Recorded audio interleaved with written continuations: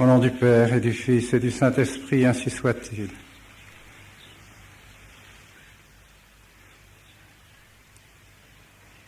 Eh bien, chers frères, nous voici à nouveau réunis sous le patronage de cette fête de Saint-Pierre et Saint-Paul, martyrs. Comment ne pas jeter nos regards par la pensée, par le cœur, vers Rome. Rome, que ce pape et cet apôtre Saint Paul ont arrosé de leur sang,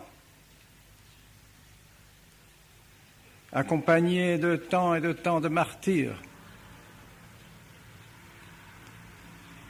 Et c'est avec émotion que nous lisions ce matin dans les leçons du pape Saint Léon,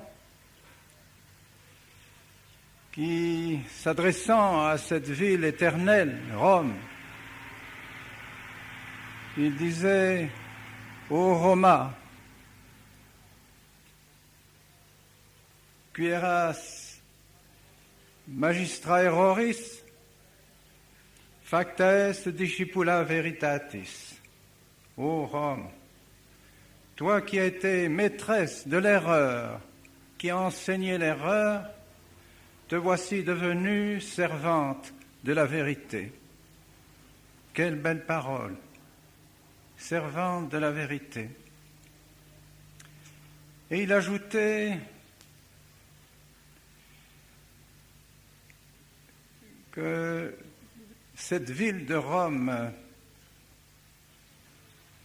rassemblait toutes les erreurs de toutes les nations. Omnium gentium errores serviebat. Rome semblait au service des erreurs de toutes les nations. Toutes les divinités étaient accueillies à Rome,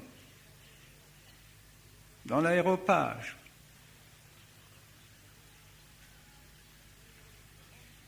Et Rome se figurait, dit encore Saint Léon, qu'elle avait une grande religion, magnam religionem, parce que précisément, elle réunissait toutes les erreurs dans son sein, toutes les religions dans son sein.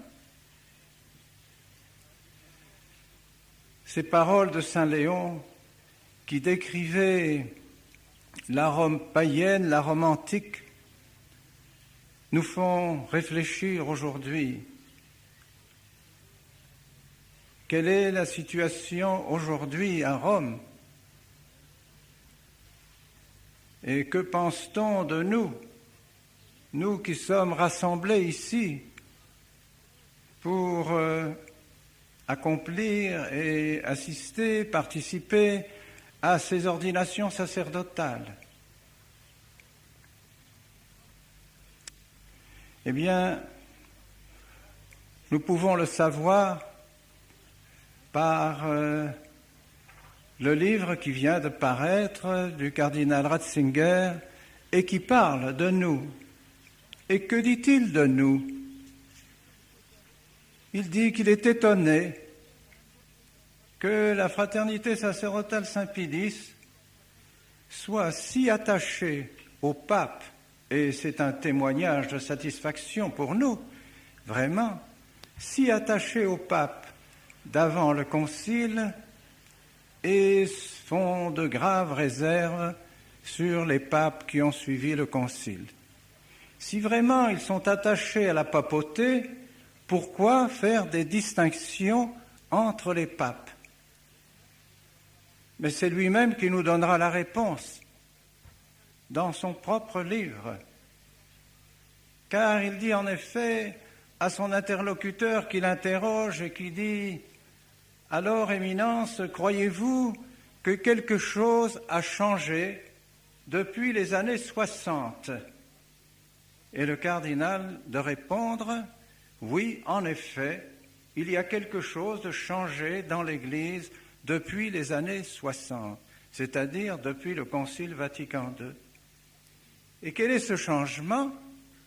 Il consiste à adopter les valeurs du monde, valeurs qui viennent de 2 siècles de culture libérale et qui sont désormais adoptées par l'Église. Et voilà la réponse. Nous refusons ces valeurs d'un caractère libéral et qui sont introduites dans l'Église à la faveur du Concile Vatican II et des réformes post-conciliaires. Nous les refusons absolument pour précisément être obéissants au pape, à l'Église, à la vérité de toujours. Tous les papes ont condamné ces compromissions avec le monde, avec les erreurs du monde, parce qu'elles sont contraires à notre sainte religion. Et quelle est cette erreur monumentale? Cette erreur, c'est d'accepter l'égalité de toutes les religions, la valeur de toutes les religions. Mais rappelez-vous la parole de Saint Léon que je viens de citer. Rome croyait avoir une grande religion parce qu'elle acceptait dans son sein les religions de toutes les nations. Et alors, n'est-ce pas un retour précisément à la Rome païenne que cet œcuménisme qui agrée maintenant toutes les religions? Et cela n'est pas de l'imagination. Le Vatican a envoyé des délégués officiels pour la construction de la grande mosquée qui est en train de se construire dans les murs de Rome.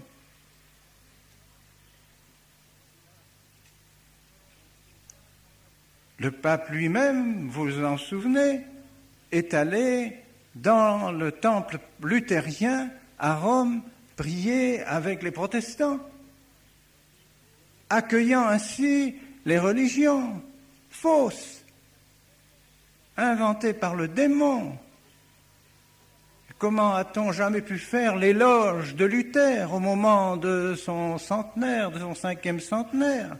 L'éloge de l'hérésiarque le plus abominable que l'humanité ait jamais porté, qui a détruit de fond en comble la chrétienté. Voilà la situation. Et c'est pourquoi, pour nous, à partir du Concile, en effet, quelque chose a changé, qui a été introduit dans la Sainte Église et que nous refusons absolument. Et cela, nous le savons. Cela a été introduit particulièrement par le truchement de l'institution du secrétariat pour l'unité des chrétiens. Le cardinal Béat, président de ce secrétariat, a eu des contacts officiels, publics, connus de tout le monde, avec la franc-maçonnerie de New York, avec les B'nai B'rith. Et les B'nai B'rith lui ont demandé d'introduire à l'intérieur de l'Église la liberté des religions, car les papes ont toujours défendu la liberté de la religion, la liberté religieuse, c'est-à-dire de la religion vraie, de la religion de notre Seigneur Jésus-Christ, mais non pas la liberté de toutes les religions, par conséquent de toutes les erreurs. Or, c'est cela que le cardinal Béat a promis d'introduire dans l'Église par l'intermédiaire de ce décret de la liberté religieuse.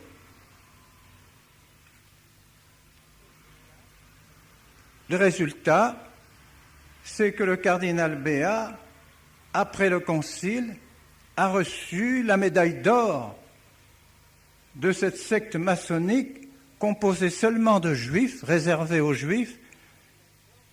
Il a reçu la médaille d'or de la liberté religieuse.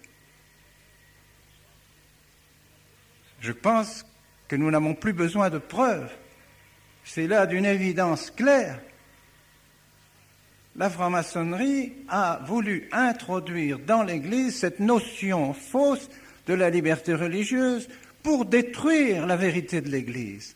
Car pourquoi ont été persécutés Pierre et Paul et tous les martyrs? Parce qu'ils étaient chrétiens. parce qu'ils portaient le nom de chrétiens, c'est-à-dire qu'ils étaient disciples de notre Seigneur Jésus-Christ.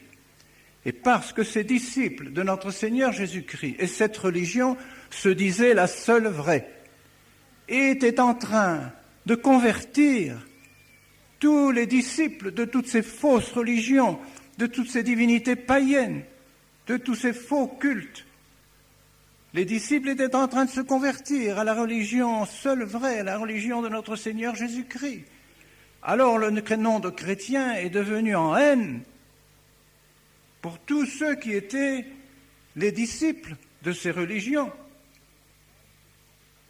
Et les empereurs, protecteurs de ces fausses religions, ont donc persécuté tous les chrétiens parce qu'ils disaient « Nous sommes la seule religion vraie. Si quelqu'un veut aller au ciel et faire son salut, il doit se convertir à notre Seigneur Jésus-Christ. » Mais c'est la première vérité élémentaire que notre Seigneur Jésus-Christ nous a enseignée lui-même. Et parce que Jésus-Christ est Dieu, voilà notre religion, voilà notre vérité, voilà ce qui fait notre difficulté avec Rome, mes bien chers frères. Si vous nous demandez pourquoi toujours ces difficultés avec Rome? Parce que nous refusons l'œcuménisme, parce que nous refusons la liberté de toutes les religions, parce que nous n'avons qu'un Dieu, un seul Dieu, notre Seigneur Jésus-Christ, qui vit et règne dans l'unité du Père et du Saint-Esprit dans les siècles des siècles. Nous répétons cela à toutes nos oraisons, nous répétons cela dans toutes nos prières. Il n'y a qu'un seul vrai Dieu, Jésus-Christ, qui vit et règne avec le Père et le Fils, qui vit et règne avec le Père dans l'unité du Saint-Esprit pour les siècles des siècles. Et alors nous sommes persécutés, évidemment, par tous les adeptes des fausses religions, bien sûr. Et nous sommes persécutés aujourd'hui, vous, mes bien chers frères, nous qui ici, soit membres de la fraternité, soit non membres de la fraternité, qui défendons ces valeurs, qui défendons cette vérité de la religion chrétienne. Vous n'êtes pas œcuméniste, vous n'avez plus le droit de rentrer dans nos églises, dans ces églises catholiques qui ont été faites pour la religion chrétienne, qui ont été faites pour honorer notre Seigneur Jésus-Christ comme seul Dieu, seul Sauveur, seul salut, par sa sainte croix, par son sacrifice. Nous sommes chassés de ces églises parce que nous refusons que toutes les religions y figurent. Et vous le savez bien, c'est courant, c'est quotidien. On reçoit les protestants, on reçoit les musulmans dans nos églises, on reçoit les francs-maçons. On donne la communion à n'importe qui.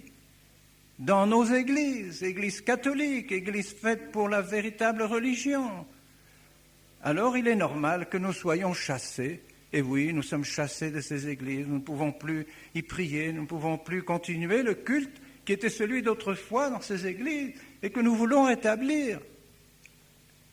Eh bien, si nous ne pouvons pas être dans les églises, nous garderons la foi. Nous garderons la foi à notre Seigneur Jésus-Christ. Et maintenant, je m'adresse à vous, mes bien chers amis, qui dans quelques instants allez recevoir la grâce de l'ordination sacerdotale. Vous savez bien que vous recevez 3 pouvoirs réservés aux clercs, réservés aux prêtres. Potestas predicandi, docendi, potestas sanctificandi, potestas regendi, pouvoir de prêcher l'Évangile, de prêcher la vérité, d'enseigner, pouvoir de sanctifier et pouvoir de diriger, de conduire les âmes comme des pasteurs. Voilà ces 3 pouvoirs que vous allez recevoir. Et ces 3 pouvoirs font de vous d'autres Christ. Qui prêchez-vous? Jésus-Christ. Par qui sanctifierez-vous? Par Jésus-Christ. Comment guiderez-vous les âmes? Par Jésus-Christ, comme Jésus-Christ, en Jésus-Christ. Tout entier uni à notre Seigneur Jésus-Christ. N'ayant d'amour que pour lui. que toute votre vie soit unie à la sienne, qu'il n'y ait pas de nuage, pas de compromission avec les erreurs, pas de compromission avec les fausses religions. Vous êtes des pasteurs, vous devez guider vers la vie éternelle par notre Seigneur Jésus-Christ. Et ce sont les pouvoirs mêmes de notre Seigneur Jésus-Christ que vous allez recevoir dans quelques instants. Prêchez notre Seigneur Jésus-Christ, mais ce fut précisément ce que firent les apôtres, ce que firent tous les chrétiens, mais particulièrement ceux qui recevaient l'onction sacerdotale, qui avaient la charge de prêcher l'Évangile, prêcher la vérité. Et quelle est la vérité? C'est Jésus-Christ lui-même. Et il n'y a pas d'autre vérité que celle que Jésus-Christ est le Fils de Dieu, seule voie du salut, seul moyen de sauver les âmes. Vous prêchez notre Seigneur que vous avez appris pendant ces années de séminaire. Toutes vos études, mes bien chers amis, toutes vos études ont été orientées vers la science de notre Seigneur Jésus-Christ. La philosophie, la théologie, le droit canon, la liturgie, l'étude des pères, toutes les études que vous avez faites, quelles qu'elles soient, dans le séminaire, vous ont orienté vers la science de notre Seigneur Jésus-Christ. Connaître et mieux aimer, mieux servir notre Seigneur Jésus-Christ. Et toute votre prière autour de l'autel fut aussi pour honorer notre Seigneur Jésus-Christ, pour participer à sa vie par le saint sacrifice de la messe, par la sainte communion. Et voici que maintenant, choisi par notre Seigneur lui-même, vous allez non seulement participer à sa communion, vous allez prononcer les paroles de la consécration. Quel pouvoir sublime, extraordinaire, que ce soit là la joie, la consolation de votre vie sacerdotale, la force de vos âmes sacerdotales. Avoir un pouvoir sur le corps, le sang, l'âme et la divinité de notre Seigneur Jésus-Christ lui-même. Quand vous souffrirez, quand vous aurez des doutes, quand vous aurez des hésitations, quand vous aurez des épreuves,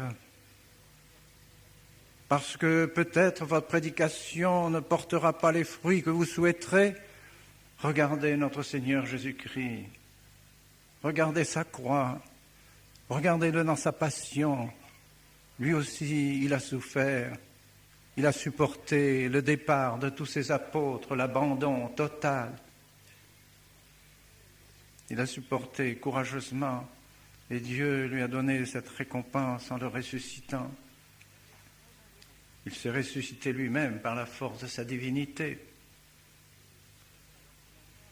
Et puis, vous sanctifierez particulièrement par le saint sacrifice de la messe, source de toute sanctification, continuation du sacrifice rédempteur de notre Seigneur Jésus-Christ. C'est ça la Sainte Messe, c'est pour ça que vous êtes ordonnés, pour conduire les âmes à notre Seigneur Jésus-Christ, pour célébrer ce sacrifice qui répand des grâces en abondance, pour sauver les âmes. C'est un grand mystère que ce pouvoir qu'ont des créatures, de pauvres créatures comme nous sommes, de pouvoir parler à Dieu et faire descendre sur l'autel notre Seigneur Jésus-Christ lui-même qui est Dieu. Et puis vous les sanctifierez par tous les sacrements et vous les préparerez à recevoir dignement ces sacrements. Vous ne donnerez pas l'Eucharistie à ceux qui n'en sont pas dignes, mais vous préparez les âmes afin qu'elles soient dignes de s'unir à notre Seigneur Jésus-Christ. Vous les préparerez par le baptême, par les sacrements de l'Eucharistie, par la pénitence, par la confirmation et par tous les sacrements. préparer les âmes à être unies à notre Seigneur Jésus-Christ, à se sanctifier dans le sang de notre Seigneur Jésus-Christ, à pratiquer les commandements qui ne sont autres que l'amour de Dieu et l'amour du prochain. Quelle belle vocation! Diviniser les âmes, les rendre toujours plus proches de Dieu par notre Seigneur Jésus-Christ, les incorporer à notre Seigneur dans le corps mystique de l'Église, et ainsi leur permettre un jour de participer à la gloire de Dieu, à la gloire de notre Seigneur. Et puis enfin, vous guiderez les âmes dans leurs anxiétés, dans leurs difficultés, dans leurs obscurités. Vous serez la lumière. Vos estis lux mundi. Vous êtes la lumière du monde. Alors vous serez la lumière dans la charité, dans la patience, dans la bonté, dans la mansuétude, dans la longanimité. Vous écouterez les âmes qui viennent vers vous pour recevoir la lumière. Vous ne les rejetterez pas. Soyez patients, soyez bons, soyez des pères.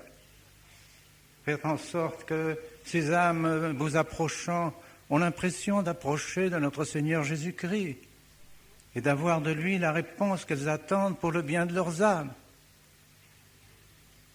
Alors vous aurez fait du bien au cours de votre vie, et voici que vous allez vous disperser dans vos charges à travers le monde.